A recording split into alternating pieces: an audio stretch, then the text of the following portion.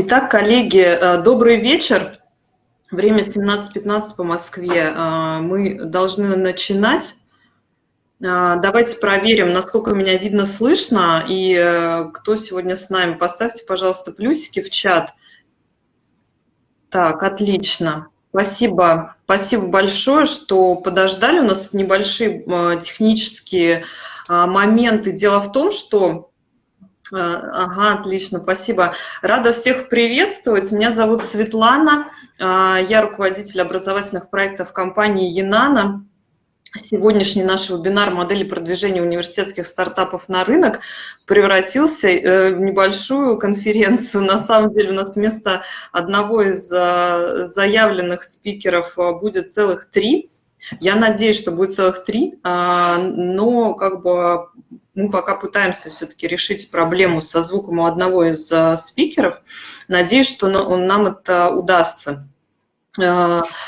И мы с вами сможем все вместе с ними пообщаться. Я сначала расскажу о правилах на вебинаре, для того, чтобы мы с вами работали более... Да, Сергей, начнем слушать, да, сейчас уже буквально через пару минут просто оговорим с вами правила работы. Ну, во-первых, конечно же, у нас есть с вами возможность задать вопросы.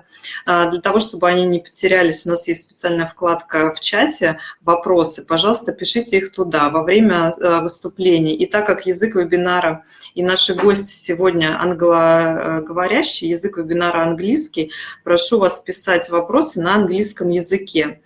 Спикеры их прочитают и в конце своего выступления обязательно ответят на вопросы. Если какие-то технические моменты, то в общий чат и просто комментарии в общий чат, пожалуйста, пишите. Запись вебинара, конечно же, будет. Она будет доступна на нашем сайте edunano.ru в разделе «Открытый лекторий». Там же мы размещаем информацию о предстоящих наших мероприятиях, и вы сможете найти записи всех мероприятий, которые у нас были. Для тех, кто с нами сегодня впервые, я немножко расскажу о компании. Компания «Янана» входит в группу компании «Роснано». Одно из приоритетных направлений нашей деятельности – это разработка онлайн-курсов и программ повышения квалификации для обучения специалистов высокотехнологичной отрасли. Преимущественно онлайн мы обучаем на нашем сайте edunano.ru, и наше приоритетное направление – это все, что связано с разработкой инновационных продуктов, продвижением их на рынок. Естественно, это новые технологии, новые материалы, трансфер технологий, коммерциализация результатов НИОКР, промышленный дизайн и многие другие. Полный каталог у нас на сайте, можете посмотреть. И, собственно говоря, почему наш вебинар сегодня проходит по теме трансфера технологий. У нас совсем недавно вышел курс, онлайн-курс «Трансфер технологий в университете». Можете уже сейчас найти его в нашем каталоге. Курс разработан совместно с компанией «Вин-бизнес-решения». Его автором является Вениамин Кизеев. И, собственно говоря, курс основан на лучших практиках российских и зарубежных университетов. И сегодняшние спикеры как раз-таки представители одного из этих зарубежных университетов, Университета Юты. Они расскажут свои кейсы, непосредственно, как говорится, из первых уст сможете о них узнать. И автора этого курса, и нашего партнера Вениамина Кизеева я...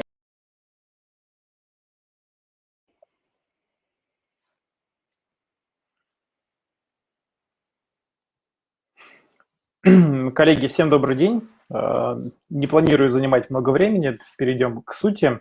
Я надеюсь, что меня хорошо слышно и, собственно, и видно.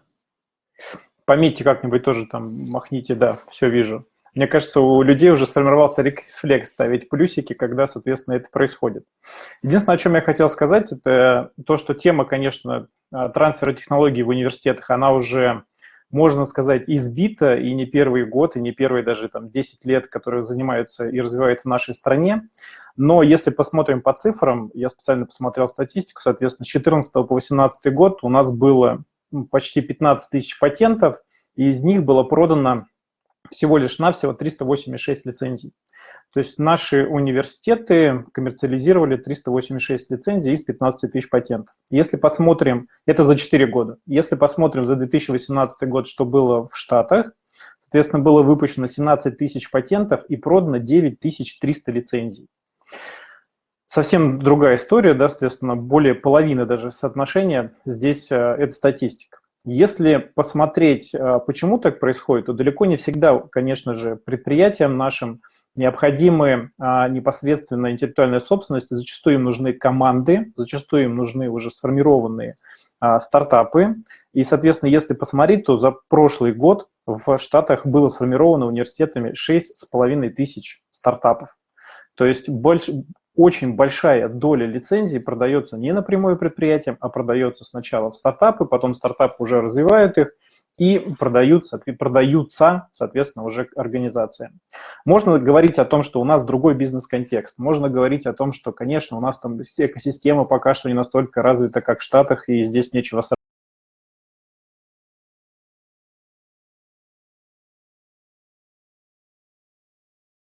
сравнивать. Но для меня был определенным шоком, когда я в 2018 году работал в Университете Юты и познакомился с Спенсером и Тейлором в Центре коммерциализации и венчурного сопровождения Университета Юты. Это увидеть не какой-то rocket science, да, что они делают что-то принципиально другое. Они делают понятные вещи, но я увидел самое важное. Я видел бизнес-процесс, который повторяем. И, соответственно, чуть позже, там, в 2019 году, когда я был в Мексике, в университетах, для меня было еще большим удивлением, где я увидел такой же подстроенный бизнес-процесс со всеми мировыми стандартами и практиками. Именно об этом речь идет в курсе, именно об этом сегодня Спенсер и Тейлор расскажут, что здесь не столько вопрос другой среды, а вопрос, насколько мы системно подходим к бизнес-процессам по организации университетского трансфера. Почему непосредственно хотелось пригласить Спенсера и Тейлора? Потому что если вы посмотрите статистику, наберете лучшие университеты по коммерциализации университетских технологий за последние годы, то вы увидите, что университет Юты вышел на первое место и, соответственно, обогнал даже в том числе вот такие университеты, как Массачусетский, такие как Стэнфорд.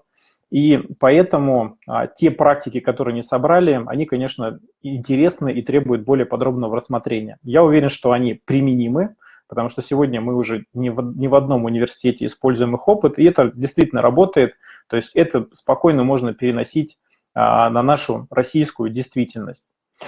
С другой стороны, хочу поблагодарить наших партнеров Янана за то, что они эту тематику популяризируют и постоянно развивают, потому что, конечно, то, что я говорил в начале, 15 тысяч патентов, да, из них 386 лицензий. У нас огромное количество потенциала, который может превратиться в реально хорошие продукты в технологические компании, и нам нужно его реализовывать. Не буду больше задействовать. Хочу поприветствовать Спенсера и Тейлора. Hi, Spencer, Taylor. Sorry for my Russian in the beginning. I just told that you have... Thank you, Benjamin. I'm going to actually turn off my camera because it's causing some problems with the internet. But thank you, Benjamin. Thank you, Svetlana, Andrew, Paulina, and everyone who has with organizing this webinar. It's a pleasure for me to be with you and to share some of the experience that we have from Utah. The title of the presentation today, Models of Accelerating University Startups to the Market. The icons are important on this slide. It's a collaborative effort. From the left, we have the research. We then have the technology transfer office that attempts to get the patents. And then there is a discussion about how to monetize the patents and create a return for the community and all of those involved. And lastly, we see the world. And for us at the University of Utah, it's not only about making money, it's about creating good and creating what we would call an impact for society. And so all of these pieces, they come together. Next slide, Don't know if I have control of the slides or not. There we go. Thank you. Okay, so Utah is not close to any big cities like New York, Miami, Los Angeles, Seattle. We are isolated in the mountains, and the population of our state is only 3 million people. And so we have to think creatively. And I think maybe for some of you in Russia, you have this also this challenge of you don't live or work within, let's say, 100, maybe even 200 miles or kilometers from Moscow. And so you think, it's hard to get business done and to attract attention to your location. We understand your problem. We have the same problem. But today we're going to talk about ways to overcome this problem and talk about some of the things that we do to try and bring attention to our region. Next slide, please.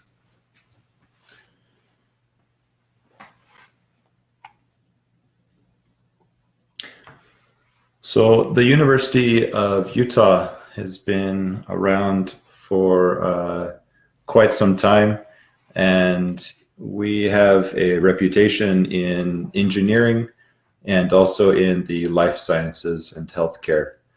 And this is because of some notable successes over the years.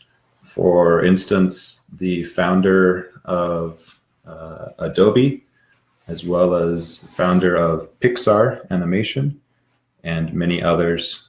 We, for about 200 years, Utah was pretty isolated. And I think really since the Olympics in 2002, we have much more exposure to international markets because of the publicity and media from the Winter Olympics. I see a comment here, try to fly east to west. Yes, there are many ways to get to Russia. I think for us in Utah, it probably is closer to get to at least the Far East or Siberia by going west. Next slide. When we think about models for accelerating university technology into the market through the startup vehicle, there are many ways to do it. There is not only one way. And today we will talk about 3 important parts of any model for accelerating technology to the market through a startup. Okay, so we will share an actual example through a venture studio model, but I'll spend most of my time talking about the important components of any model. And next slide. The most important part is what I would call leveraging expertise or experience. And there are two items that I'll talk about in order to leverage expertise. One is community and how to involve and work with our community. And community can mean many things. We'll talk more about that. The other is the concept of in-residence programs. And we'll talk more about what that means. Lastly, we'll spend some time today in a case study on venture studios. Okay. Next slide, please. So what do we mean by community? Community are the people, the places, the programs that are all working in their own, with their own focus, but that touch or overlap with other areas of entrepreneurship. Okay. So first in line, we have the entrepreneurs. These are the doers, the dreamers, the people who are willing to take risk and maybe put their own capital, their own home, their own assets as collateral because they believe in their venture. And as we move from left to right along the bottom, we see all of the other groups and people and organizations that are also part of a community. We're familiar with some of these things, like incubators and accelerators. We know that investors are essential. Some risk capital. Maybe we go to the bank. Maybe there are friends and family. We have community organizations. These are places and people who have shared or common interests. The universities are important, obviously. Corporations, government. Government, sometimes we think only of the challenges that government can create, the red tape, the regulations, but also we like it when the government creates funding mechanisms, right? Or the government can be a great ally, and the last, media and events. All of these have their own agenda, their own focus, their own reason for existence. And as a community, we have some shared interests. And so if we can go to the next slide, there are some questions to think about when we think about the community. Next slide, please.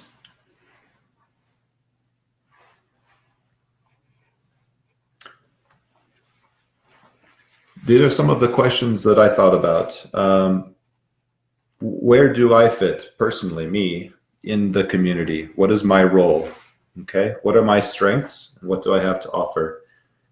How am I involved in the community? How do I use my strengths to help improve and make the community better? I think this next one is kind of a trick question. Who is responsible for creating community? And maybe we can come back to these questions at the end of the presentation, but for now we just think about it. Where does the community gather? Are there places for formal gatherings, places for informal gatherings? When someone comes to my community, how are they welcomed? Where do they go first? Where should they go first? And last, how is my community connected to other communities? So if I'm in Utah, how do I connect with the community in Colorado, in Nevada, in Idaho, in Wyoming, in Seattle, in San Diego? And these are all important questions. Let's go to the next slide.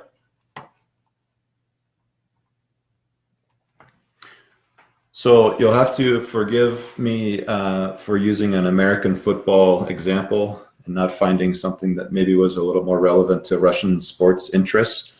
But what we use at the University of Utah are called in-residence programs. So this is that you could think of this as, okay, we are the University of Utah, so we're part of this startup community, but we also have individuals who want to work with us inside of our little piece of the community. And so we have people who they want to be entrepreneurs in residence. We have people who they don't want to necessarily create a new business, but they want to be part of helping. So we call them mentors in residence. And last, there are a few people who have such great experience that we feel like we should pay them to be executives in residence. And as we look at this picture, some of you might be familiar with the sport of American football. We have different roles here. The first, the man wearing the headset, he's the coach, okay? He's receiving some instruction from up above from people who have a better vantage point, better visibility. And he then works with, to the right, someone that is in the white shirt, assistant coaches, okay? Those coaches communicate to captains. Captains communicate to players. And as you look across the bottom from left to right, you see other players. They know their role. They know where their strengths lie. And they know where they need to be in order to anticipate for blocking, okay, for tackling, so that they can achieve and win together. Let's go to the next slide.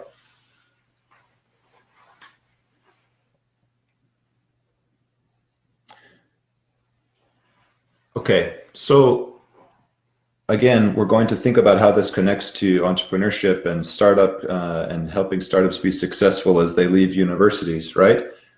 If we think about sports, there are many essential items, I call them these play requirements, in order for us to be successful. Things like understanding the rules, having the fundamentals, training, right? Not only on game day, but before and after. We need essential gear and equipment. We need to know where we'll be playing. We need to know who the other team is and what we should understand about them, and many other things, okay? This is before we even really get started with the playing. All of this has to happen. And so we engage our community members, because if I'm the coach or if I'm the player, I don't manufacture the equipment that I'm going to wear. I don't mow the grass that I'm going to be play on, but I need to appreciate that all of this is happening for my benefit, okay? We think about coaches. Do we know who our coaches are? For us, we're using these in-residence people, the mentors in residence and the executives in residence, as our coaches. Sometimes they will become the startup founders. Sometimes they join as co-founders.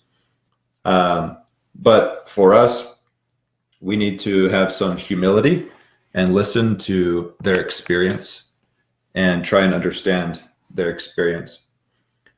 All of these pieces are essential for there to be success in any model. And as I said at the beginning, there is not just one way. There are many ways to help our startups be successful. But I believe that the idea of understanding our community and engaging across our community, and also bringing our community into our portion. So for our office, that's the technology transfer office at the University of Utah, bringing these individuals with the experience and the understanding in, and having them help guide us is one way that we are successful. So I think now we can move on to talk about another model, and that is what we call venture studios. Let's go to the next slide. There are different names for this here in the States. Sometimes they're called commercialization studios, sometimes venture studios. They have many different names. They all have different ways that they were formed, different ways that they are funded, different ways that they like to create new ventures. And one example that we'll talk about today, the focus is on software. And let's see, Taylor, are you able to join now?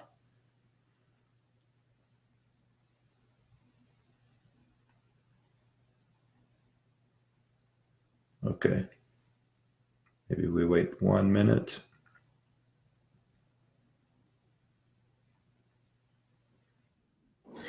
Okay, we will wait Taylor. No, we don't hear you, Taylor. No. Okay, so Taylor will be on. Taylor is the managing partner at Summit Venture Studio. He is on the line and available for questions. For some reason, we can't hear him. So Summit Venture Studio is one example of a commercialization studio. It was created here in Utah. And actually, Taylor used to work in the office, the technology transfer office at the University of Utah, and saw a need, a gap in how we work with the software ideas that come out of the university. Next slide, please.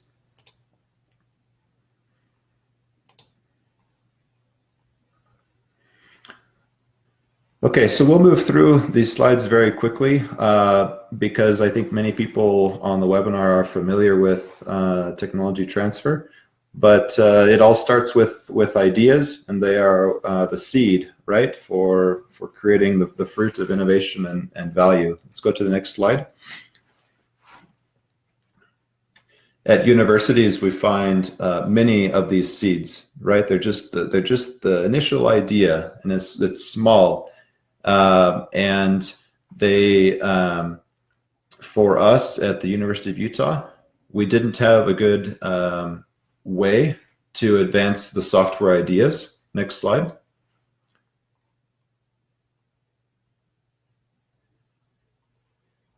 And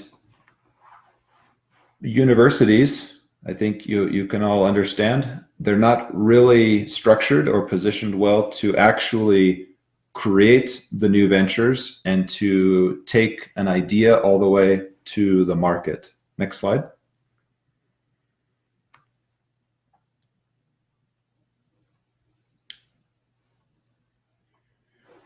And one other thing that I would add on the last slide is universities they are well equipped to do research. They are well equipped to educate students, but not to create businesses or to do product development. Interestingly, just in Utah, our research universities receive more than $1 billion each year. Almost more than half of that comes to the University of Utah, but only for research, right? Not for commercialization. Next slide.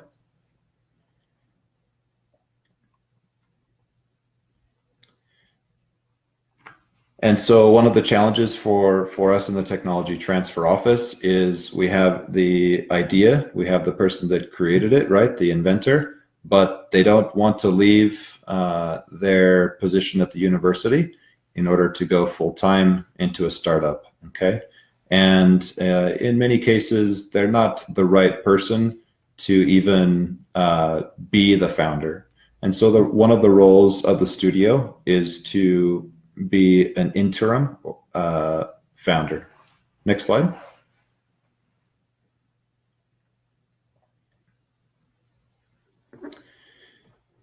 In addition to the challenge of not having a founder, there's also the challenge of funding not being available to advance those ideas towards becoming a product.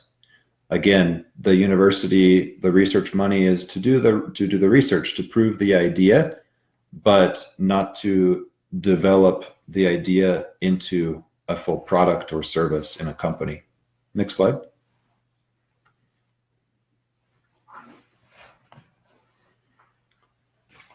Universities also were not very good at understanding even how the research fits into industry or to a product. It's a challenge that many tech transfer offices encounter. We're good at evaluating the technology, at getting the patents, but always having a deep understanding of what this technology looks like as a product in a market.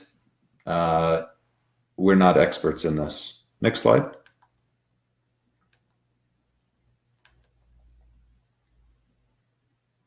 Yeah, and to reiterate, as I said,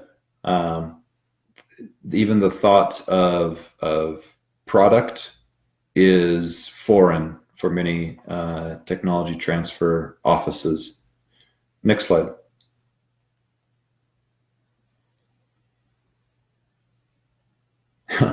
And so therefore, there's a need for someone in our community who understands our challenges to come and help us. And so we're glad that Taylor and his team have created Summit Venture Studio to help us with this challenge. Next slide.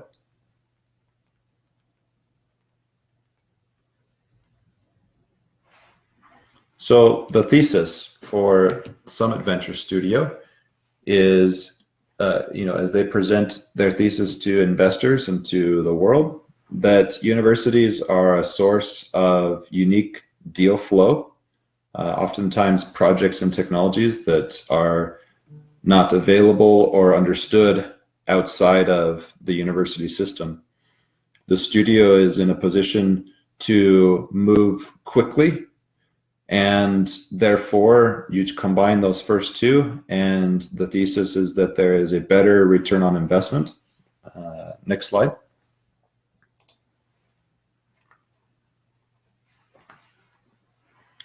So this slide, if you look along the bottom line, it would be the normal path for an academic idea, an idea coming from university.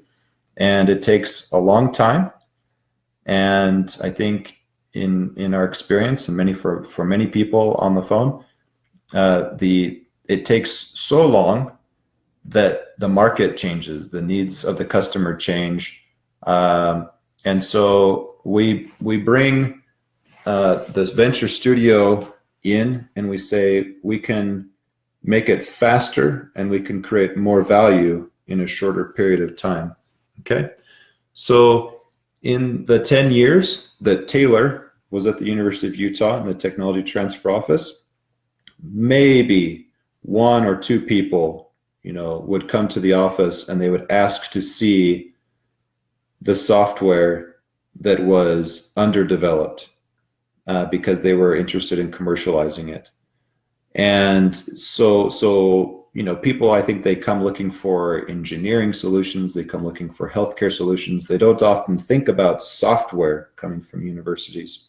And even if they do, what they see it is very raw. And so the venture studio will license the technologies. They will do the quick creating of the product, and they will bridge that market gap, academic to market gap. Next slide.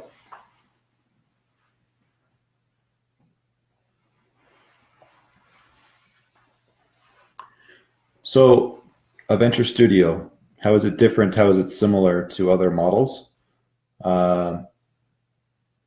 You'll see there, the studio model is similar to an accelerator in that it leverages common resources, and that allows it to work on multiple projects, in this case software projects, at the same time, using, for example, the same servers, using the same code base, using the same designers.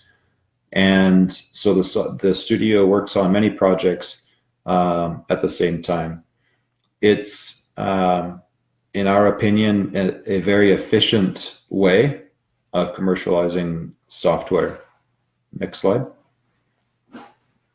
And I saw one of the questions that came through asked if the slides would be available after, and yes, we can make the slides available. Next slide, please.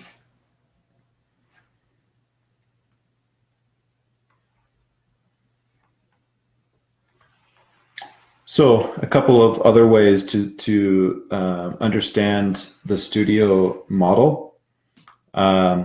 If you're an investor and you're putting money into, you have several opportunities to invest in different deals.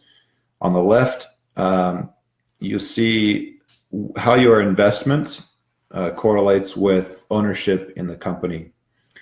Investing in the studio allows you to have more control for less money. And maybe we can talk more about that when we get into the question and answer portion. We also believe that the studio model does a better job of de-risking in a shorter period of time, and that the return on the portfolio is much higher than it would be otherwise. Next slide.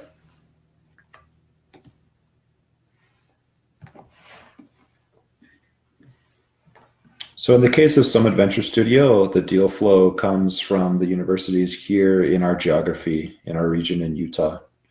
There are about 400 invention disclosures per year across those universities that are in the initial scope, okay? So just in the software or software enabling devices or hardware. And we think that in addition to not only the universities that we would be working with, there are other groups, they could be universities, but other development groups. Okay, so we have a lot of the gig economy and freelancers. These are people who are always looking for projects to engage on. We also are able to leverage the kind of unconventional or non-traditional sources of ideas and software at universities.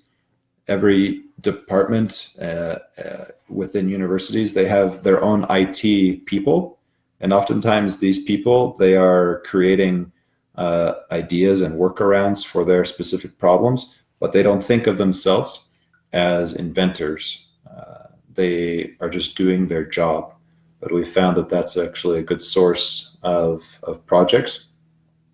So the value proposition to the investment community is these are opportunities that people don't see without spending a lot of time inside universities. Next slide, please.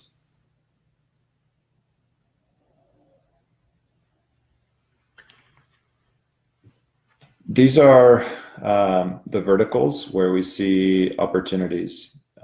Process automation and data sciences and informatics, those are maybe a little obvious. I mentioned the integration with devices. And the focus really is on whatever the university is good at creating, okay? And these are things that we found, these are areas and verticals that we found at universities, they are good at creating. We found a lot of exciting opportunities in the education and learning technology space.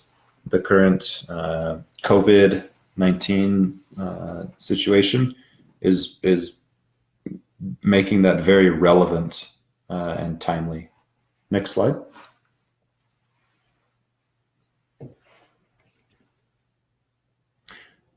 Let's talk process, okay? We use these the 3 Ds: discover, develop, and distribute. The discover is each of these is simple in concept, but maybe not so simple in actual practice. Discover is how to work with the universities and the technology transfer office and help them understand that there may be more in their university, more innovation happening than they know about. And what we find from the tech transfer offices is they are excited to work with the studio. We are excited to work with studios because it gives us a reason to talk to department heads, deans, faculty, and other people. It gives us what we call an icebreaker. It allows us to open the door to send the email and say, this group, they're looking for these things. They found that you might be working on it. Can we create the conversation and open the dialogue? The middle, the develop portion, this is really where the venture studio shines because, as I said before, they're built to work quickly and efficiently on multiple projects. And one important component in discover, develop, and distribute is engaging the community, okay? So who are the key opinion leaders? Who are the people that come from industry and corporations that will help guide maybe some of the project as it gets developed, okay? So they can provide critical feedback about bridging that academic to market gap. They can also provide the connections in order to scale and distribute and actually sell the developed product. Next slide, please.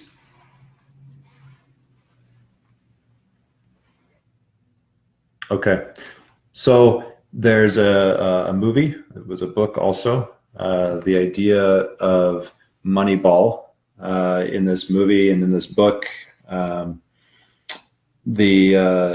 The team, rather than focusing on home runs only, okay, so big hits and everyone loves to see the home run in baseball, but there's another approach, and it's an analytical approach, and it's we're going to have one base hits, okay, we're going to advance the team just one little piece at a time, but we're going to have a lot of those. And so while everyone loves the home run and everyone claps and cheers, the team that has home runs doesn't always win. It's the team that has consistent small wins. Next slide, please.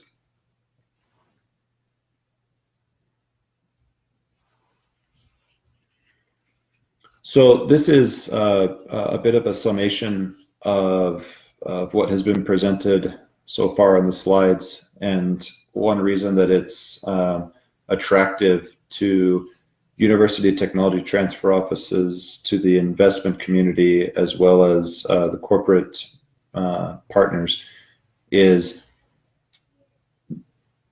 we see the venture studio has access to deals that other investors might not see because of their lack of familiarity with universities. Okay.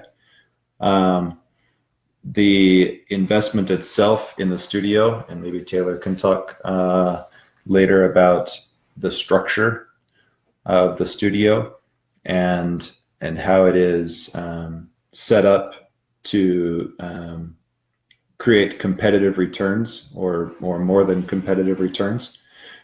Let's go to the next slide.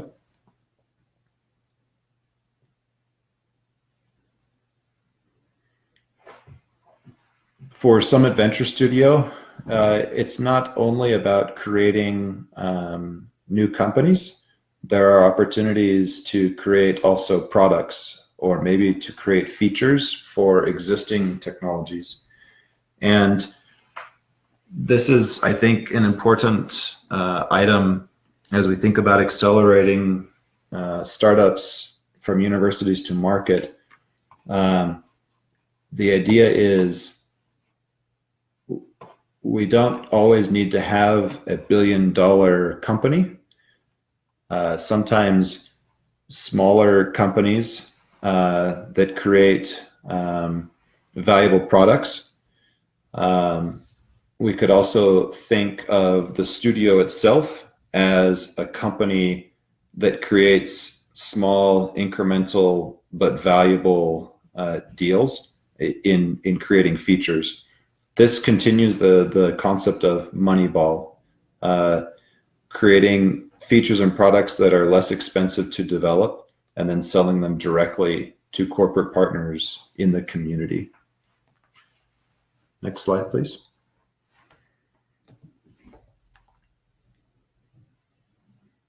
In order for the studio to operate successfully, the studio itself has, we could think of it as a mini community, okay? So here you see the different people and roles that are involved in the structure of the studio. Next slide.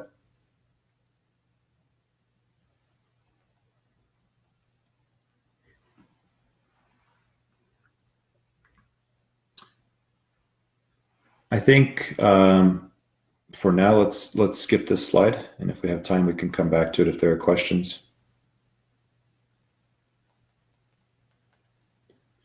Great. So Summit Venture Studio, Taylor is on the line and available for questions. They are currently fundraising as well as sourcing opportunities from universities in Utah. I think there are many ways to engage and to learn from the studio. And let's now open it up for some questions. Svetlana.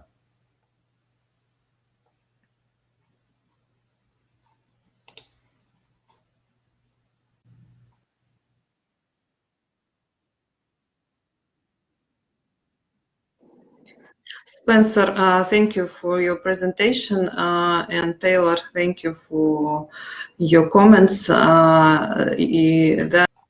There is a question in yeah, our I see some of these questions. I'll start to special answer chat. some of these questions. Spencer, I think could you open one question we can start with is who are the people engaged in the studio, and are they students? So the Venture Studio has partners that are paid from the studio itself. Students may be part of the work, but not necessarily employees of the studio. Again, if we think of as we started talking about community and community engagement, it's always good to consider the people who might like to be involved if they're given the opportunity to learn about the models. And so, yes, as we talk to universities, one of the first questions that's always asked is, will you work on student projects? Okay. And I think the answer is yes, but oftentimes the student projects are not as maybe professional or well thought out as other projects. So it really, the source, whether it comes from a student or from a faculty member, is not the important thing. The important thing maybe is the level of sophistication or how good is the idea. There was another question about the equity distribution, and Taylor answered that in the chat, but I'll read it here in case people don't see the chat. When the studio licenses software technology from a university, the university will typically get 5 to 10% of the equity in the new startup, and the studio will hold the rest of the equity. Part of the university's equity will be given to the inventor at the university.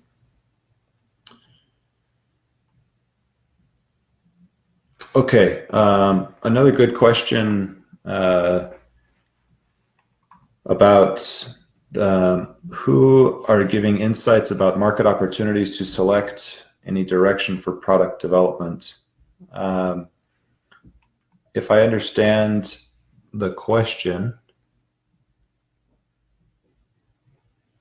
it's a good question, because sometimes what's created at universities is narrow in understanding of the market, okay? And so from where I sit inside of the technology transfer office, an inventor comes and says, I have this software and it's great because it's going to solve all of the problems for everyone. And so I'm in the position where I have to say, okay, but what is the problem that it's solving, and how many people actually have that problem? And so I rely on people like Taylor and other members of our innovation community to say, Taylor, we have this project. We think this is the problem that it solves. Can you help us validate or invalidate some of these assumptions? And so it's great to have a partner like Taylor and Peter in Summit Venture Studio. There's a question about what profit does the university get from the studio? So in the case of the University of Utah, the university is actually an investor in the studio. And so the university would have the same percentage of profit that any other investor in the studio has. Okay.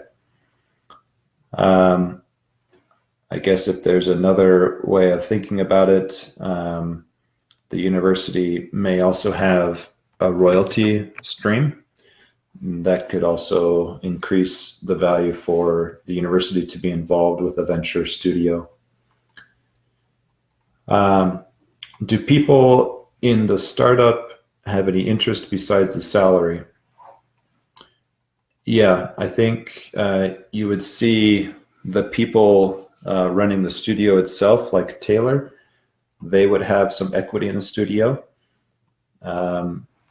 And, you know, Summit Venture Studio is just one example of a commercialization or venture studio model.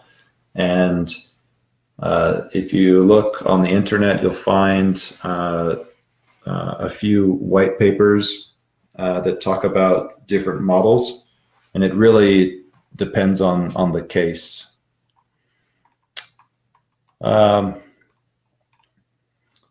Benjamin, do you have any questions, or is there anything else that we should talk about today?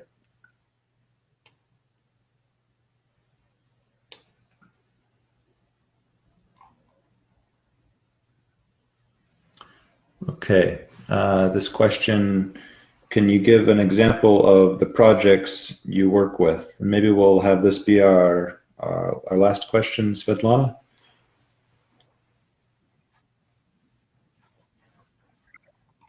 Okay, let me go look at that. Okay. Spencer, there is one more question. The first question in the chat. Volcano magma, is that the question? It's a very interesting question. Sounds very exciting. I think I'm not an expert in this area. Yes. And so that's a good example of how I would engage my community. Is I would look at my network, I'd look at LinkedIn or Facebook and see who are my volcanologists and my experts in the electrical grid, maybe in nuclear and thermal, to see if they're already thinking of alternatives. Again, in my role in the technology transfer office, it's I think my responsibility to know what different members of my community are doing. And so for the person who asked this question, you also have a responsibility to be networking and to create opportunities to engage your community, because if there is a business opportunity, it's going to be a team that really moves that idea forward. I don't have a better answer than that. The last question that I was going to read from Benjamin, can you give an example of the projects you work with? Yeah, so we're seeing a lot of process automation projects. So taking processes that are still using pen and paper, okay, where people are completing surveys or entering their information, they're writing it down, then someone else is taking that and they are entering it into a spreadsheet, and then someone else is taking the spreadsheet and putting it into a system. And so obviously there's time and expense involved with every time someone has to touch that document or touch that spreadsheet. And so one example from the University of Utah is a software tool to accelerate the time and manage the process for clinical trials, okay, and receiving the consent from the patients, the participants, to be part of a clinical trial for, let's say, for a new drug or therapy. Believe it or not, many of these trials, the consent is done on a piece of paper. And so Summit Venture Studios is working with the University of Utah. The university received a grant to improve that process by using software. They did it, they built it, and it's great, it works, but the team in the university is using it only for university purposes, for academic purposes. Well, the team found that other people, they want to use it, they want to buy it. And the team that created it said, that's great, we don't know about business, we don't know how to sell or offer this. And so Summit Venture Studios is a great partner because they can fill that role of creating the business, doing the marketing and promotion, doing the customer onboarding, the customer support, and the university inventors, they can continue to work on the project, they can make it better, but they don't have to think about those challenges that come with commercialization.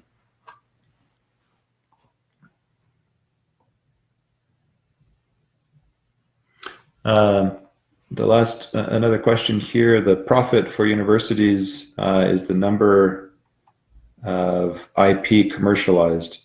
Yes, that's the profit. Profit is not the only motivation. There's also motivation to see many technologies leave the university. Some of them don't make a lot of money, but they still create good. But obviously profit is one motivation. In our office, this question, how do you cooperate with your university in this field, or how to cooperate with your university in this field? That's a good question. We have an office that works with the international community. If I had time and it was quick enough to do the Google search, I would put a link in here. But our office, the technology transfer office, is part of a university community. So again, this idea of within a community member is a whole new community. But we really rely on our partners in the Office of International Affairs and International Relations to create those interactions. And I think if you wanted to work with our university, I could provide the contact information for our international office.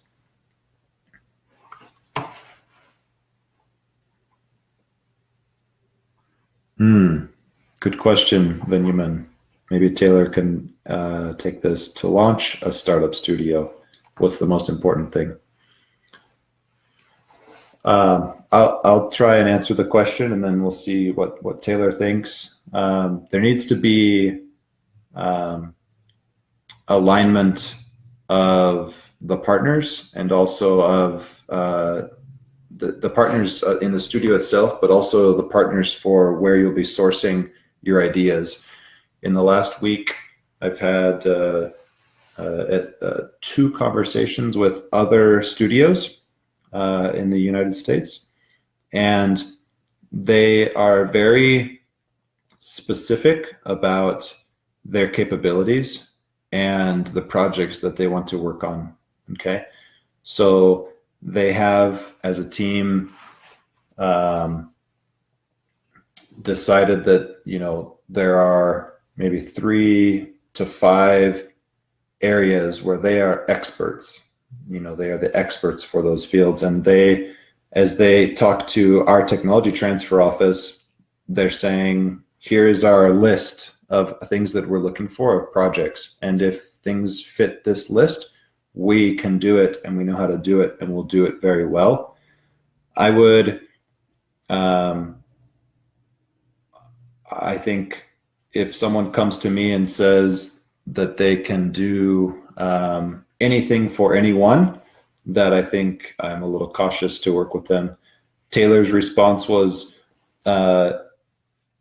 for him, the most important thing for launching a studio is the process to assess the deal flow from universities, and then to prioritize what to work on is very important.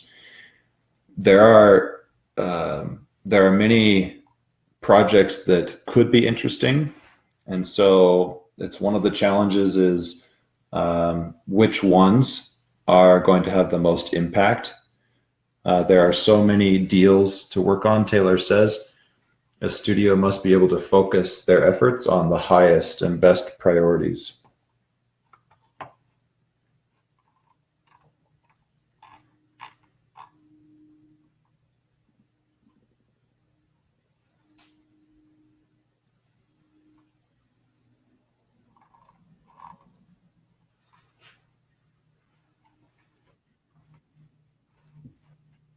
Okay, Spencer, let's answer for the last questions for today. The question is in the main chat from Valery. I can read it. Do you provide the technical support of the products, or that is the part of the team's so obligation? It's really the studio's obligation. The technology transfer office, where I am speaking from, so from the technology transfer office, we rely on our commercialization partner, our licensee. In this case, we're talking about Summit Venture Studio, to be managing the project. It's now their responsibility, okay? And for a time, the technology and the product may be offered from the studio or by the studio until it reaches a point of success that the studio then can create a new entity. And that the new entity, will service the customers and provide the technical support, and the studio then is an investor in that new company.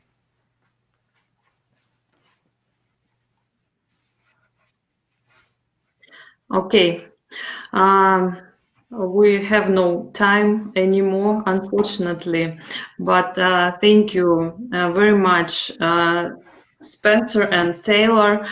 Thank you for your presentation, for being with us, for your answers.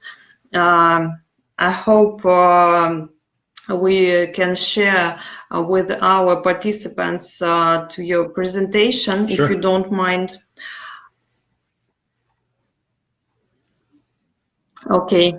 The record will be in our website with the presentation, and yes, and it was very great, and I hope it will be useful for our participants.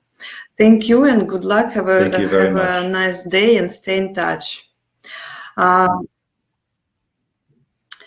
Спасибо участникам.